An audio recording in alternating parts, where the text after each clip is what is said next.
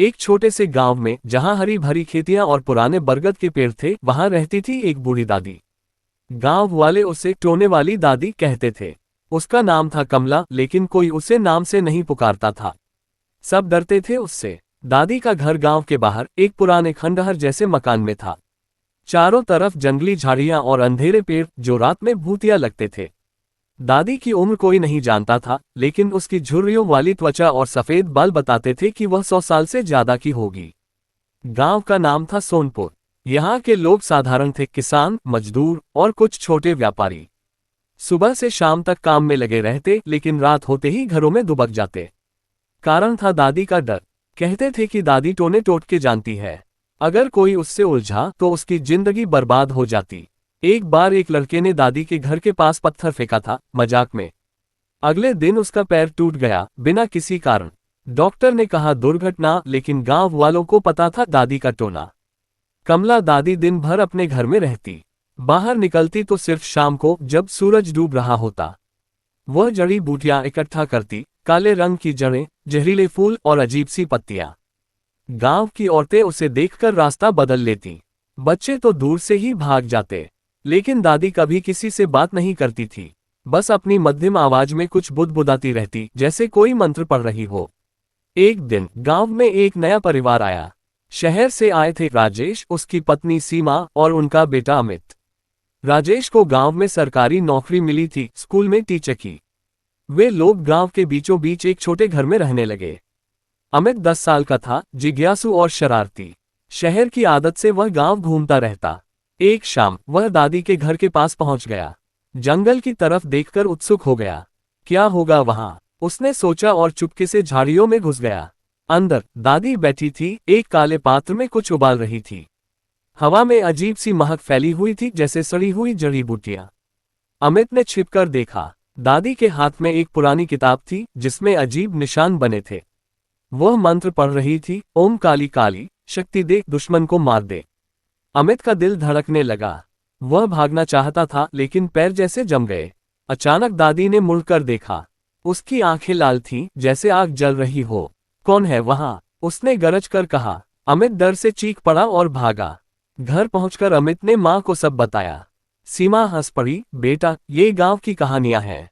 दादी बस एक बुरी औरत है। टोने टोटके कुछ नहीं होते। लेकिन राजेश को चिंता हुई। उसने गांव वालों से पूछा। एक बूढ़े किसान ने कहा, साहब दादी से दूर रहो। उसकी कहानी बड़ी पुरानी है। कहते हैं वह जवान थी तो उसके पति को किसी ने मार दिया। तब से वह टोने सीखी। गांव में कई मौतें उसके कारण हुई। राजेश ने सोचा अंधविश्वास है, लेकिन अमित को सख्त हिदायत दी, दादी के घर मत जाना। फिर भी अमित की जिज्ञासा नहीं गई। वह सोचता रहता, दादी क्या करती है। रात को वह सपने देखता, दादी उसे बुला रही है जंगल में। एक रात आंधी आई, बिजली चमक रही थी। अमित की नींद टूटी। खिड़की से बाहर देखा तो दादी बाहर खड़ी थी, बारिश में भीग रही। वह अमित की तरफ देख रही थी। अमित डर गया, लेकिन अगले दिन सब सामान्य था। धीरे धीरे गांव में अफवाहें फैलने लगी। एक गाय बीमार हो गई, दूध नहीं दे रही। मालिक ने कहा दादी की नजर लगी। दूसरे दिन एक बच्चा गिर पड़ा, चोट लगी। सब दादी को दोष देते, लेकिन दादी चुप रहती। एक शाम सीमा दादी के घर गई। वह डॉक्टर थी शहर में, सोचा मदद करे। दादी को देखा, वह अकेली थी, बीमार लग रही। दादी आपको दवा चाहिए? सीमा ने पूछा। दादी ने मुस्कुराकर कहा, बेटी मेरी दवा तो जड़ी बूटियों में है, लेकिन तू अच्छी है, आ चाय पी। सीमा अंदर गई। घर में अजीब सामान, काले मंत्र, गुड़िया और हड्डियां। लेकिन दादी ने अच्छे से बात की।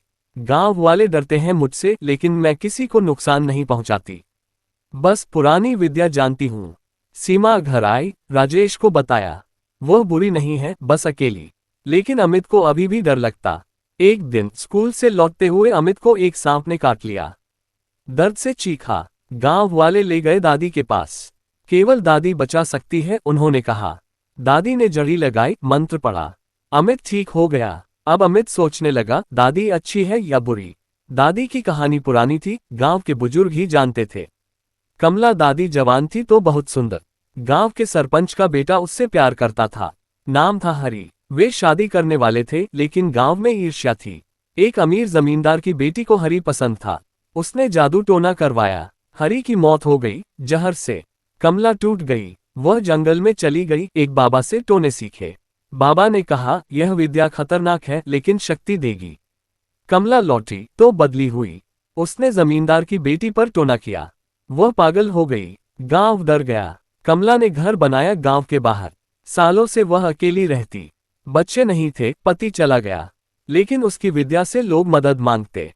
कोई बीमार, कोई दुश्मन। दादी मदद करती लेकिन बदले में कुछ लेती नहीं, बस सम्मान। अमित अब दादी से बात करने लगा। एक दिन गया उसके घर। दादी, तुम टोने क्यों करती हो? दादी हंसी, बेटा ये टोना नहीं, आयुर्वेद है, पुरानी विद्या। उसने अमित को किताब दिखाई। उसमें जड़ी बूटियां, मंत्र। अमित उत्सुक हुआ। दादी ने कहानी सुनाई, उसके पति की मौत, बदला। अमित डर गया लेकिन समझा। गांव में समस्या आई, सूखा पड़ा, फसलें सूख रही। सरपंच ने बैठक बुलाई। दादी से कहो वर्षा का टोना करे। लेकिन दादी ने मना किया। प्रकृति का काम है, मैं हस्तक्षेप नहीं करूंगी। गांव वाले नाराज। एक युवक ने दादी के घर पर पत्थर फेंके। अगले दिन वह बीमार पड़ गया। बुखार। डॉक्टर ने कहा मलेरिया, लेकिन सब जानते थे दादी का श्राप। राजेश ने दादी से बात की। दादी, क्यों ऐसा करती हो? दादी बोली, मैंने कुछ नहीं किया, कर्म का फल है। राजेश को विश्वास नहीं हुआ। वह शहर से था, विज्ञान पढ़ा। लेकिन अमित दादी की तरफ। वह सीखने लगा जड़ी बूटियां। दादी सिखाती ये पत्ती बुखार के लिए, वह जड़ दर्द के लिए। लेकिन मंत्र नहीं सिखाती। ये खतरनाक है बेटा। एक रात अमित दादी के घर रुका। दादी ने सपना देखा पुराना, हरी की मौत। वह चीखी। अमित जागा। दादी रो रही थी। बेटा मैं बुरी हूं, मैंने बदला लिया लेकिन शांति नहीं मिली। अमित ने सांत्वना दी। सुबह गांव में अफवाह, अमित दादी का शागिर्द बन गया। सीमा चिंतित, अमित दूर रहो। लेकिन अमित नहीं माना। फिर एक घटना। गांव के एक आदमी की पत्नी गर्भवती थी, लेकिन समस्या। डॉक्टर दूर। दादी ने मदद की, जड़ी दी, मंत्र पढ़ा। बच्चा सुरक्षित पैदा हुआ। गांव वाले खुश। अब कुछ दादी को अच्छा मानने लगे। लेकिन पुराने डर वाले अभी भी। सरपंच ने कहा दादी खतरनाक है, उसे गांव से निकालो। राजेश ने जांच की। दादी की किताब पढ़ी। उसमें पुरानी संस्कृत, ज्योतिष। यह विज्ञान है, अंधविश्वास नहीं, राजेश ने सोचा। वह गांव वालों को समझाने लगा। लेकिन एक तूफान आया, बाढ़, कई घर डूबे। सब दादी को दोष दिया। उसका टोना। दादी ने कहा मैं मदद करूंगी। उसने मंत्र पढ़ा, जड़ी बाटी। बाढ़ रुकी। अब गांव विभाजित, कुछ समर्थक, कुछ विरोधी। अमित दादी की कहानी लिखने लगा। डायरी में वह सोचता, दादी हीरो है या विलेन। दादी ने कहा जिंदगी ग्रे है बेटा, अच्छा बुरा मिला हुआ। अब कहानी में ट्विस्ट। अमित को दादी की किताब मिली। वह चुपके पढ़ने लगा। मंत्र सीखा। एक दिन स्कूल में एक लड़के ने अमित को मारा। अमित गुस्से में मंत्र पढ़ा। अगले दिन वह लड़का बीमार। अमित डर गया। मैंने टोना किया। वह दादी के पास गया। दादी नाराज। बेटा ये खेल नहीं, शक्ति का दुरुपयोग मत कर। उसने अमित को सजा दी, जंगल में जड़ी इकट्ठा करने भेजा। गांव में एक चोर आया। रात को चोरी करता। सरपंच ने दादी से मदद मांगी। दादी ने टोना किया, एक गुड़िया बनाई, चोर का नाम लिखा। अगली रात चोर पकड़ा गया, पैर में दर्द से। गांव खुश। लेकिन राजेश को शक, ये संयोग है या सच। उसने दादी से पूछा। दादी बोली विश्वास करो या न करो, लेकिन विद्या काम करती है। सीमा अब दादी की दोस्त। वह सीखने लगी जड़ी बूटियां। यह मेडिसिन है, सीमा ने कहा। दादी हंसी, हाँ लेकिन मंत्र शक्ति देते हैं। एक दिन अमित जंगल में गया, खो गया। रात हो गई, भूतिया आवाजें। वह डरा। दादी आई, मंत्र पढ़ा, अमित मिला। दादी तुम कैसे जानती हो? टोना। बेटा गांव के बाहर एक मंदिर था, पुराना। कहते थे वहां देवी रहती। दादी वहां जाती। एक पूर्णिमा की रात दादी ने अमित को ले जाया। पूजा की। देवी की मूर्ति चमकी। अमित ने देखा, दादी की आंखें बंद, मंत्र। हवा में बदलाव। दादी यह क्या? शक्ति बेटा, देवी से मिलती है। लेकिन खतरा आया। पड़ोस के गांव से एक बाबा आया जो टोने करता। वह दादी से जलता। तेरी विद्या चुराऊंगा, उसने कहा। रात को हमला किया जादू से। दादी बीमार पड़ी। अमित ने देखा। दादी ने कहा बेटा मेरी किताब से मंत्र पढ़।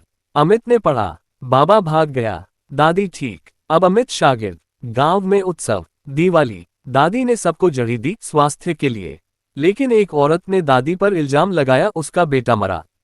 दादी का टोना। जांच हुई, पता चला दुर्घटना, लेकिन डर फैला। सरपंच ने दादी को निकालने का फैसला किया। राजेश ने विरोध किया, वह निर्दोष है। अमित ने दादी की मदद की। रात को दादी ने टोना किया सच्चाई का। अगले दिन औरत ने कबूल किया झूठ बोला था। गांव शांत, लेकिन दादी थक गई। बेटा अब समय आया, अब बड़ा संघर्ष। बाबा लौटा सेना लेकर। दादी को मारो, वह चिल्लाया। गांव वाले डरे, कुछ बाबा के साथ कुछ दादी के। राजेश ने पुलिस बुलाई लेकिन देर। रात को हमला। दादी ने मंत्र पढ़ा, आग की दीवार बनी। बाबा डरा, लेकिन एक तीर लगा दादी को। अमित रोया। सीमा ने इलाज किया। दादी बोली, बेटा मेरी विद्या तुझे सौंपती हूँ, लेकिन अच्छे के लिए इस्तेमाल कर। अमित ने मंत्र सीखा, बाबा पर किया। बाबा पागल हो गया। गांव ने दादी को हीरो माना, लेकिन दादी कमजोर। उसने अपनी कहानी बताई, हरी की मौत वास्तव में दुर्घटना थी, लेकिन उसने टोना सीखा बदला लेने। गलती की बेटा, शक्ति ने शांति नहीं दी। राजेश ने किताब पढ़ी, समझा यह मनोविज्ञान है, प्लेसिबो। लेकिन अमित विश्वास करता। गांव अब दादी का सम्मान करता। उत्सव में दादी मुख्य अतिथि, लेकिन बाबा के साथ ही आए। जंगल में जाल बिछाया, अमित फंसा। दादी बचाने गई। टोने की लड़ाई, दादी जीती लेकिन घायल। घर लौटी, अमित को कहा विद्या छोड़ दो, जिंदगी सामान्य जियो। अमित माना नहीं, वह सीखता रहा। सीमा ने क्लिनिक खोला दादी की जड़ी से। गांव समृद्ध, लेकिन रातें अभी भी भूतिया। अमित सपने देखता, दादी देवी बन गई। एक दिन पुरानी किताब से रहस्य खुला, दादी की माँ भी टोने वाली।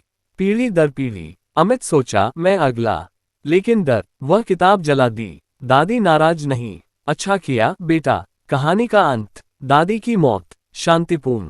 गांव ने अंतिम संस्कार किया सम्मान से। अमित बड़ा हुआ, डॉक्टर बना। जड़ी बूटियां इस्तेमाल करता, लेकिन टोना नहीं। गांव बदल गया, विज्ञान और परंपरा का मेल। राजेश स्कूल चला, सीमा क्लिनिक। अमित ने डायरी लिखी, दादी की कहानी। किताब बनी बेस्ट सेलर। लोग पढ़ते, सोचते टोना सच या मिथक। दादी की याद में मंदिर बना। हर पूर्णिमा पूजा। अमित जाता, याद करता, दादी तुम अच्छी थी। गांव में शांति, कोई डर नहीं। सबक, शक्ति का सही इस्तेमाल। अंधविश्वास से ऊपर उठो, लेकिन पुरानी विद्या का सम्मान करो। अंत में अमित की बेटी पूछती, दादा टोने वाली दादी कौन? अमित मुस्कुराता, कहानी सुनाता। चक्र चलता रहता।